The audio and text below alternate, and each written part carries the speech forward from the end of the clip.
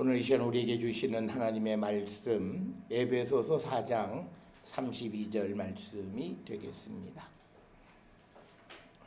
에베소서 4장 32절 한 절의 말씀 한 목소리로 합독하시겠습니다. 서로 친절하게 하며 불쌍히 여기며 서로 용서하기를 하나님이 그리스도 안에서 너희를 용서하신 같이 하라. 아멘.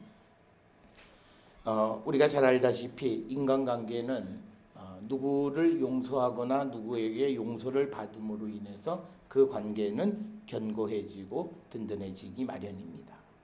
그리고 용서는 내가 누구를 받든지 또는 누구를 용서해야 하는지 어떤 상황에 있든지 간에 용서라고 하는 것은 상대방에게 진 마음의 빚이다, 이렇게 우리가 흔히 이야기를 합니다. 그래서 그 마음의 빚이 점점 쌓이면 언젠가는 그 마음의 빚을 다 털어내고, 그래서 우리가 서로 풀고 손을 잡고 화해하기를 원하는 것이 일반적인 사람의 마음입니다. 그렇지만 우리가 누군가는 용서하고 싶지도 않고 그 사람하고 말도 섞고 싶지도 않으면 어떤 작은 일도 그에게 빚을 지거나 덕을 보려 하지 않는 것 또한 우리 사람들의 모습입니다. 우리가 누구에게 마음의 빚을 우리가 주고 받아야 그 사람과 좋은 관계가 형성이 됩니다. 우리는 항상 내가 다른 사람에게 좋은 관계로만 보여지려고 하기 때문에 우리의 인간관계는 다 반쪽입니다. 왜냐하면 사람은 좋은 관계만 줄 수가 없어요. 나도 상대에게 마음의 빚을 우리가 받을 수 있고 또 상대가 나에 대해서 마음의 빚을 갖게 되어지는 겁니다. 그래서 우리는 서로가 용서하기도 하고 용서받기도 하면서 우리의 관계가 돈독해지는데, 오늘 살아가는 우리의 문제는 용서를 지배와 우월의 수단으로 사용합니다. 내가 널 용서했으니까 앞으로 나한테 기여, 뭐 이거죠. 나한테 무릎 꿇어, 뭐 이런 거예요. 그러니까 우리는 진정한 의미의 용서가 없고, 그 용서를 하고 또 용서했다 하면서도 관계가 좋아지기보다는 그저 그냥 서먹서먹한 관계를 그냥 유지하고 살아가는 겁니다. 그래서 우리는 서로가 마음의 빚을 주고받으면서 좋은 관계를 우리가 맺는 그런 기회로 삼아야 되고, 그리고 내가 누구에게 마음의 빚을 졌고 또 상대가 나에게 마음의 빚을 졌다라고 하는 것은 내가 그를 지배하려고 하는 마음이 아니라 그와 나 사이에 좋은 관계가 맺어지는 기회로 우리가 삼아야 된다라고 하는 겁니다. 우리가 가정에서도 마찬가지예요.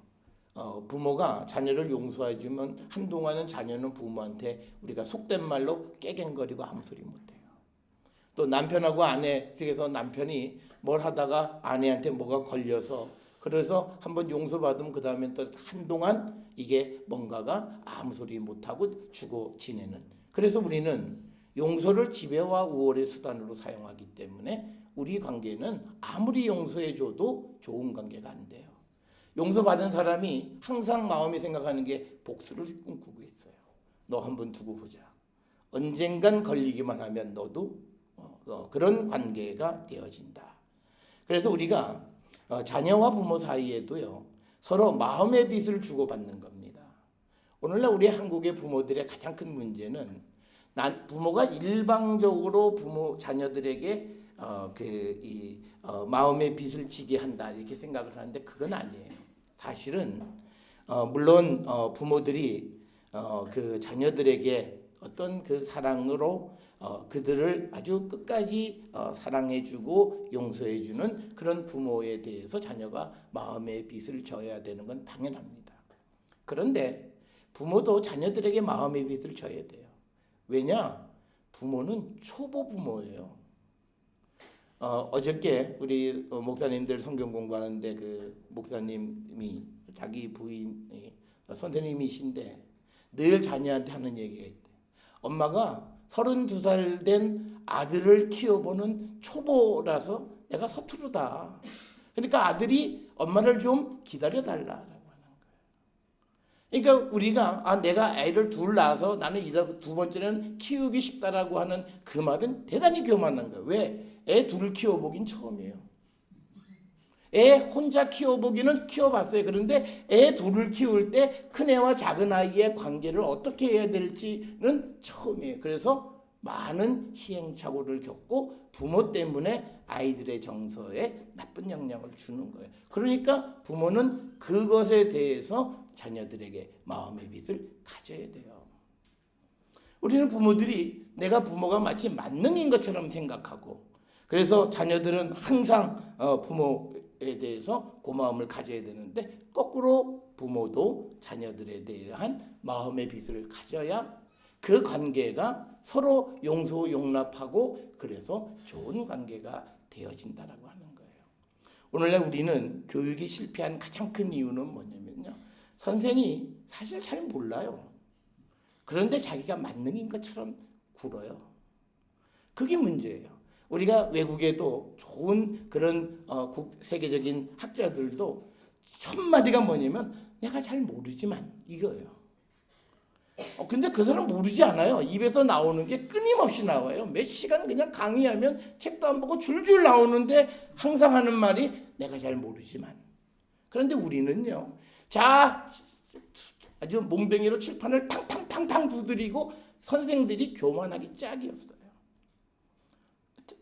겨우 몇 개 문제 하나 푸는 정도면서 그러고 아이들을 지배하려고 하니까, 그러니까 뭐냐면 선생이 초보고 선생이 잘 모르고 나보다 더 나은 선생이 있는데 부족한 나를 선생으로 배워주는 학생에 대한 고마움이 있어야 돼.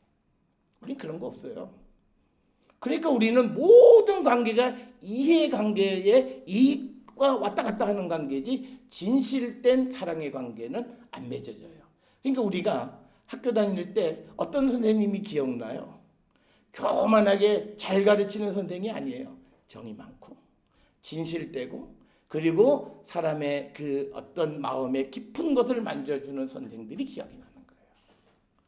그래서 우리가 서로 마음의 빛을 가지고 있고 그리고 그 마음의 빛을 서로가 용서해 줄 때 그때 좋은 관계가 형성이 되고, 그래서 우리는 오늘 주시는 성경의 말씀도 서로 용서하기를 하나님이 그리스도 안에서 너희를 용서하신 같이 하라, 이렇게 이야기를 하는 겁니다. 그러니까 우리가 누구를 용서하는 건요, 내가 하나님께로부터 용서받았다라고 하는 것의 증거예요. 그러니까 우리가 세상을 살아가면서 내가 하나님께로부터 용서받은 증거가 없으면 그 사람은 구원과 관계가 없죠.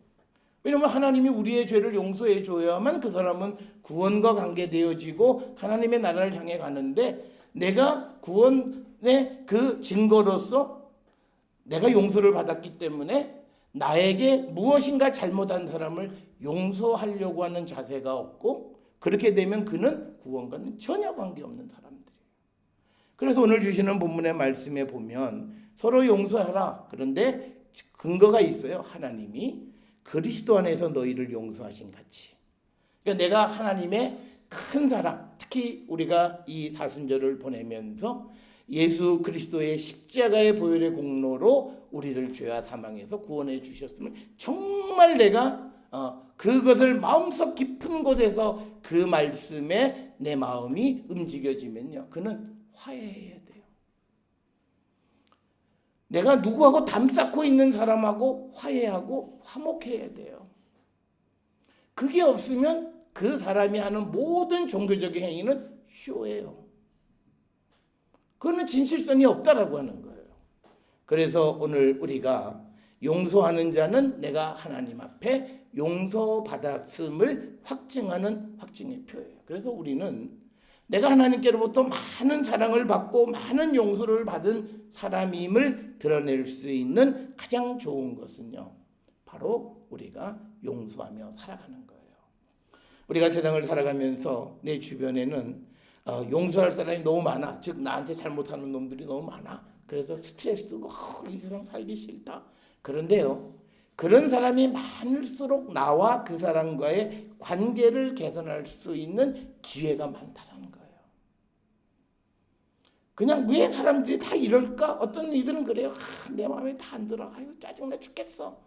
그렇게 얘기하는데 그게 아니라 그런 사람들을 내가 받아들이고 용납함으로써 나와 그 사람 사이의 관계가 돈독해질 수 있는 기회라는 거예요. 그래서 용서는 짐이 아니에요. 믿는 사람들에게 용서는 우리에게 주어진 사명이에요. 우리가 흔히 예수 믿으면 사명자가 된다. 다른 거 할 거 없어요. 용서부터 하세요. 그게 예수님이 우리를 용서해 주시고 우리를 세상에 보내면서 너희도 세상을 용서해라. 그 사명이 우리에게 주어져 있고 그 용서할 때 우리에게 축복의 삶이 이어진다는 거예요. 그러니까 한번 보세요. 내가 내 마음속에 있는 모든 그 복잡한 마음을 다 우리가 이기고 내가 주님의 말씀대로 누구를 용서할 때 내 속이 얼마나 끓겠어요. 우리가 늘 그러잖아요. 내 눈에 흙이 들어가기 전에 난 절대 안 돼. 그러고까지 왔는데 성경을 탁 펴봤더니 원수를 위해서 기도하고 원수를 용서하라 그러니 마음에 갈등이 있지만 그래도 말씀대로 에이 내가 용서하지. 그랬을 때 그 사람의 마음이 얼마나 썩어 문드러지겠어요. 그때 주님이 위로하시고 그때 주님이 그를 만져주시고 그에게 힘을 주시는 거예요. 그래서 우리는 용서하는 일을 우리는 잘해야 돼요. 그런데 우리가 용서 못하는 게 있어요. 우리는 용서를 상황에 맞춰서 해요. 너가 먼저 해봐. 그럼 나 용서할게. 그러니까 그건 아니에요. 용서는요 상대와 관계없는 거예요.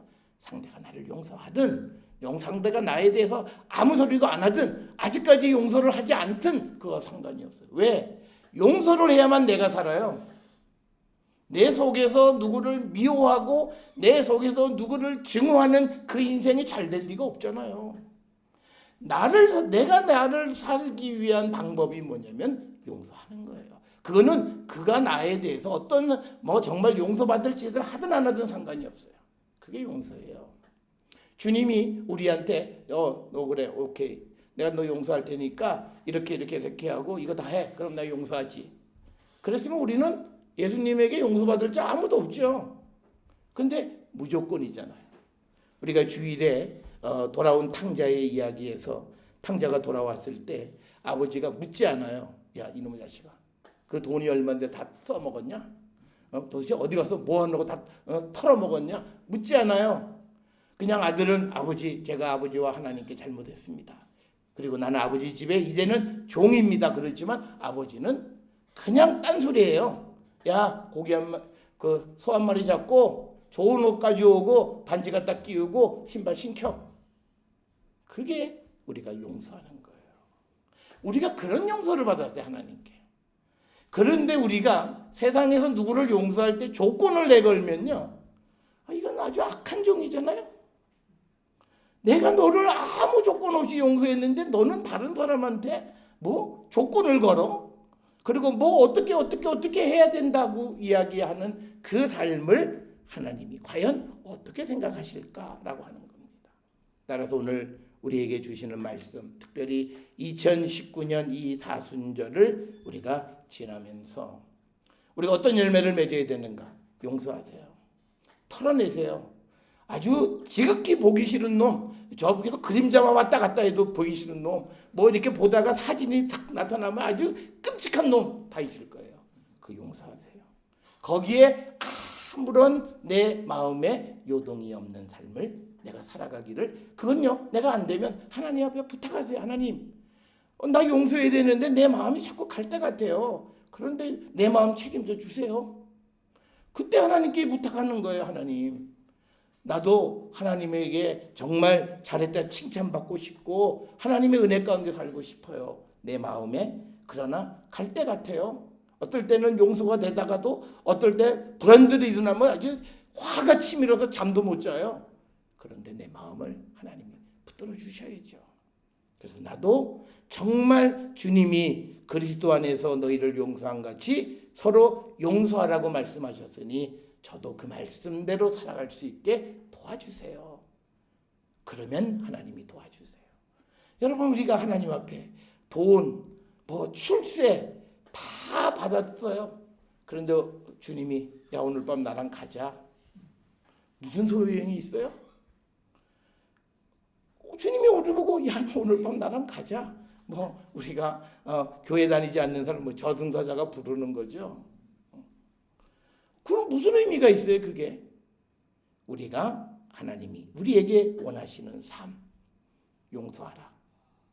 그래서 우리의 마음의 빚을 나도 덜어주고 나도 덜어내고 그래서 우리가 기쁜 삶을 살아가기를 결단할 때 그때 주님은 우리를 축복하시고 정말 우리가 구하지도 않은 그 모든 것도 우리에게 허락해 주시는 분임을 믿고 가는 우리 모든 성도들이 될 수 있기를 주의 이름으로 축원합니다.